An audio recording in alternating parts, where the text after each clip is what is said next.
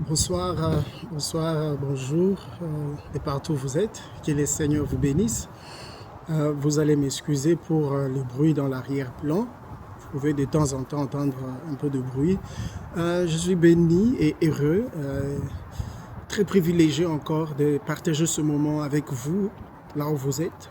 Merci de partager aussi ce message et de répandre davantage l'évangile de Jésus-Christ.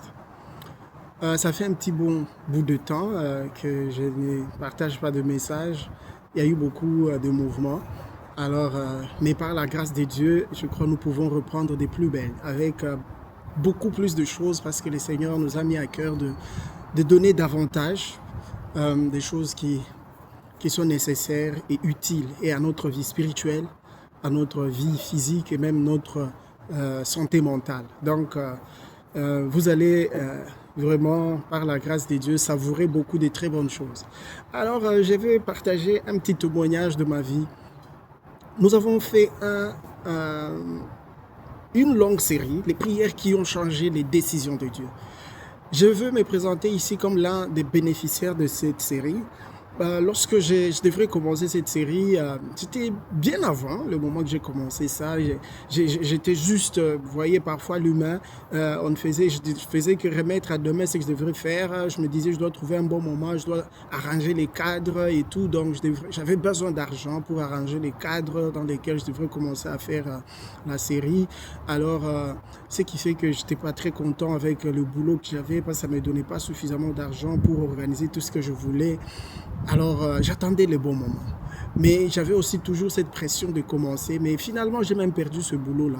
Alors, dans ma tête, c'était que finalement, donc, c'est pas maintenant que je vais commencer cette série. Ce sera en tout cas plus tard. Mais Dieu l'a imposé tellement dans mon cœur que je devrais commencer. Alors, nous avons commencé la série. Maintenant, voilà que j'étais dans le chômage. Mais Dieu m'a aidé à payer mes loyers pendant un long moment, de prendre soin de ma famille. Et de toutes les dépenses. Je crois que ceux qui sont des pères des familles savent. J'étais le seul qui travaillait, alors c'était toute cette charge-là. Je devrais prendre soin de ma famille.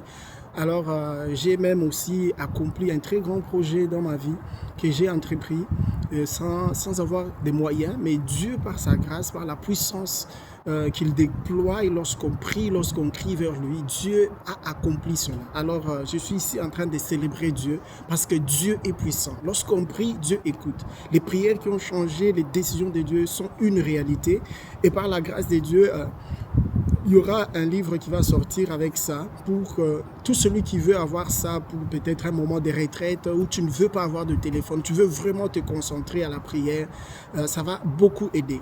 Donc les prières qui ont changé les décisions de Dieu, j'en suis l'un des bénéficiaires, je ne veux pas dire le premier ou le seul parce qu'il y a beaucoup de gens qui ont bénéficié de cela, Dieu les a visités de plusieurs manières. Alors aujourd'hui, pour to kickstart, comme on dit en anglais, cette nouvelle saison, j'ai un petit message aujourd'hui dans Hébreux chapitre 2, 14 à 16. Je vais le lire rapidement. Ainsi donc, puisque les enfants participent au sang et à la chair, il y a également participé lui-même afin que par la mort, il anéantisse celui qui a la puissance de la mort, c'est-à-dire le diable. Bien-aimés, notre petit message que nous allons partager aujourd'hui, ce n'est pas à des anges que Dieu vient en aide. Voilà ici ce que le verset 14 nous montre. Il est venu expérimenter ou confronter ce que les humains confrontent. Nous n'avons pas un Dieu qui te demande des choses dont lui-même ne sait même pas les tenants et les aboutissants. Nous n'avons pas un Dieu, nous ne croyons pas un Dieu qui ne sait pas ce que c'est que vivre dans la chair. Parce que deux fois, on s'est dit, il est difficile d'être pur dans la chair. Mais nous avons un Dieu qui est venu, il a vécu dans la chair pendant 33 ans. Nous sommes dans le monde avec tous les défis. Bien-aimés, ne pensons pas que les défis de notre ère dépassent les défis du passé ou de l'Antiquité, du Moyen-Âge. Chaque population, chaque saison à ces défis qui sont considérés des défis qui sont grands, qui sont très compliqués, complexes et tout. Donc, n'essayons pas de croire que nous sommes ceux qui sont confrontés à des plus grands défis à cause, peut-être, on peut dire aujourd'hui, de la technologie, à cause de tout ce que nous voyons, à cause de la dépravation. Chaque époque constate la dépravation à sa manière et donc tout le monde est toujours exposé. Chaque époque, les gens sont toujours exposés à confronter, à faire face à des défis. Alors Christ est venu lui-même, il a défié la mort, il a défié la maladie. Alors la Bible dit, il a anéanti celui qui avait la puissance de la mort, c'est-à-dire le diable. Sachez que le diable est anéanti, malgré l'intimidation. Verset 15, il délivra tous ceux qui, par crainte de la mort, étaient toute leur vie retenus dans la servitude. Bien-aimés, par crainte de la mort, des gens sont retenus dans la servitude. Il y a des gens, parce qu'il a fait des pactes, il est allé faire des alliances dans le monde de ténèbres, dans l'occultisme. Il ne veut plus quitter parce qu'on lui a dit, si tu quittes, tu mourras. Je te dis, quitte et viens vers Christ. Tu verras qu'il a réellement vaincu la mort parce que tu vas vivre, et même tu vas vivre heureux et tu auras la vie éternelle. Quitte tout ce qui n'est pas de Dieu, abandonne parce que si tu viens à Christ, il a tout ce qu'il faut pour que tu sois préservé. Il a vaincu la mort, il a vaincu le diable, alors il n'y a rien qui peut te nuire, toi qui es en lui. La Bible est claire là. Ne sois plus dans la servitude et la peur de la maladie, la peur de l'échec, la peur du changement. Combien de gens sont aujourd'hui dans la servitude à cause de la peur du changement? Ils ne veulent pas changer. Ils désirent le changement, mais ils ne veulent pas changer. Ils ne veulent pas amorcer le pas du changement à cause de la peur. Alors ils préfèrent rester dans leur zone de confort. Combien de gens sont en train de se complaire dans la médiocrité parce qu'ils ont peur du changement. Ils ont peur de l'inconnu. Mais bien aimé, l'inconnu avec Christ sera toujours bien parce que tu as quelqu'un qui manipule le temps des circonstances. Tu es avec celui qui est le créateur, qui appelle à l'existence de choses qui n'existaient pas. Le verset 16, c'est ce qui me préoccupe beaucoup plus aujourd'hui, car assurément, ce n'est pas à des anges qu'il vient en aide, mais c'est à la postérité d'Abraham. Assurément, ce n'est pas à des anges qu'il vient en aide, mais à la postérité d'Abraham. Hébreux 2, verset 16. Amazing. Ce n'est pas à des anges bien-aimés.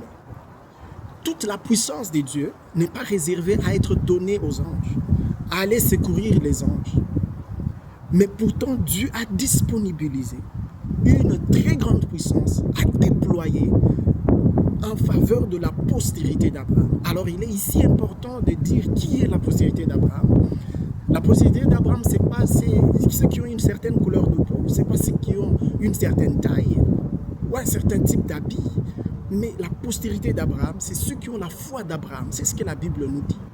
Abraham qui a bravé la vieillesse. Il a cru en Dieu. Dieu vient vers Abraham et lui dit, je te donnerai un fils. Abraham a 75 ans, ou 75 ans. Et la promesse s'accomplit à 100 ans, 25 ans après. Mais cet homme n'a pas failli dans sa confiance en Dieu. Il a continué à croire. La Bible, par l'apôtre Paul en Romains 4, dit, il a espéré contre toute espérance. Ça veut dire que les fils d'Abraham ou la postérité d'Abraham, c'est ceux qui espèrent contre toute espérance. Bien-aimé, je veux que tu te lèves. Si tu apprends à défier la réalité à laquelle tu fais face, c'est ainsi que tu affirmes ta position de fils d'Abraham. Et lorsque tu affirmes ta position de fils d'Abraham, c'est ainsi que tu déclenches l'intervention de Dieu dans ta vie. Parce qu'il a dit, c'est à la postérité d'Abraham qu'il vient au secours. Ce n'est pas à des anges, ce n'est pas à ceux qui vont à l'église, mais plutôt à la postérité d'Abraham. Tu peux beau aller à l'église, mais si tu n'as pas encore travaillé pour avoir la foi qui brave la réalité, pour adopter la foi active, la foi d'Abraham. Bien-aimé, tu es encore en train de perdre du temps. Tu peux beaucoup prier aussi, mais si tu ne le fais pas avec la foi active, avec une foi qui brave la réalité, lorsque tu apprends à prier avec confiance, lorsque tu apprends à déclarer la parole de Dieu, tu apprends à t'attacher à ce que Dieu t'a dit, par révélation directe ou par sa parole, révélée qu'on appelle le Réma. Bien-aimé, tu es encore loin d'avoir les secours de Dieu. Tu es encore loin d'avoir les secours de Dieu. Mais je t'assure que le secours de Dieu est permanent.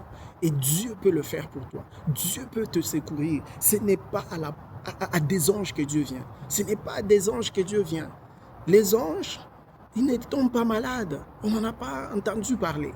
Alors pourquoi Dieu est Jéhovah Jireh? C'est parce qu'il est le Dieu qui guérit les maladies de ceux qui espèrent en lui. Dieu, il est l'Éternel des armées parce qu'il combat en faveur de ceux qui lui appartiennent. Ce n'est pas qu'il va le devenir lorsqu'il va le faire pour toi. C'est toi qui vas, you will step in it, comme on dit en anglais. C'est toi qui tu vas te projeter en cela, en développant la foi d'Abraham, en développant une foi active. C'est toi qui vas te projeter dans l'accomplissement de la promesse. C'est toi qui vas déclencher les secours de l'Éternel. Et il va te secourir. Tu es en prison, tu es malade, tu es dans le désert, tu es quelque part, dans la confusion, tu ne sais pas ce que tu dois faire, je t'encourage, prie et crie vers ton Père, invoque-le, il va venir à ton secours. Il a dit invoque-moi, Jérémie 33:3, invoque-moi, je te répondrai. Même si tu es seul, ne te décourage pas parce que tu es seul. Même si, c'est pas moi, ton partenaire ne t'accompagne pas dans la prière, même si tes enfants ne croient pas à la prière, même si tes parents ne croient pas à la prière, bien-aimé, lève-toi et prie. Parce que la prière sincère, c'est une démonstration ou une manifestation de la foi. Et lorsque tu as la foi d'Abraham, comme nous venons de le dire, alors tu deviens éligible à l'intervention de Dieu. Tu t'es placé en position de recevoir l'intervention de Dieu. Alors que l'intervention de Dieu te soit accordée, là où tu es, partout où tu es, dans n'importe quelle situation tu te trouves, reçois l'intervention de Dieu. Parce que Dieu, il ne s'est pas donné le devoir d'aller secourir les animaux.